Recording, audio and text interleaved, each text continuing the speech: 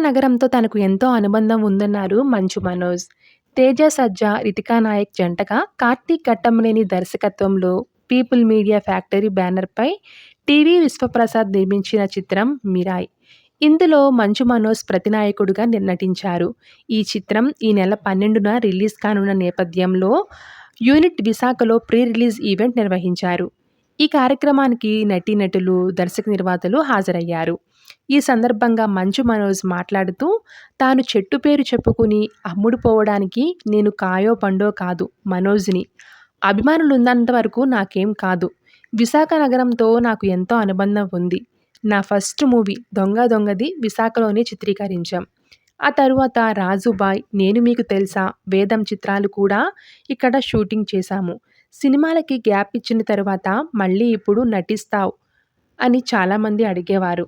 Re entry ఇస్తే అందరికీ గుర్తుండిపోయే సినిమాతోనే రావాలనుకున్నాను. అలాంటి సినిమాయే 'మిరాయ్'.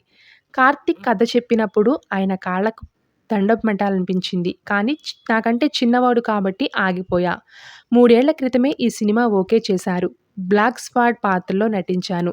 తెలుగుతో పాటు తమిళం, కన్నడ, హిందీ భాషల్లోనూ నా పాత్రకి నేనే డబ్బింగ్ చెప్పుకున్నాను. భారీ వర్షం వల్ల సెట్ కూలిపోయినా నిర్మాత టీజీ విశ్వప్రసాద్ నిరాశ చెందకుండా మళ్ళీ సెట్ వేయించారు. నాకు ఇంత గొప్ప అవకాశం ఇచ్చిన విశ్వప్రసాద్ గారికి రుణపడి ఉంటా అంటూ మంచు మనోజ్ చెప్పుకొచ్చారు. గతంలో ఓసారి తేజాని కలిసినప్పుడు నీతో కలిసి నటించాలని ఉంది. ఎలాంటి పాత్ర అయినా పర్లేదు. అవకాశం ఉన్నప్పుడు చెప్పు అని అన్నాను. ఆ మాట చెప్పిన కొన్ని నెలలకే 'మిరాయ్'లో ఛాన్స్ వచ్చింది. ఇండస్ట్రీలో ఎలాంటి సపోర్ట్ లేకుండా రాణించడం కష్టం.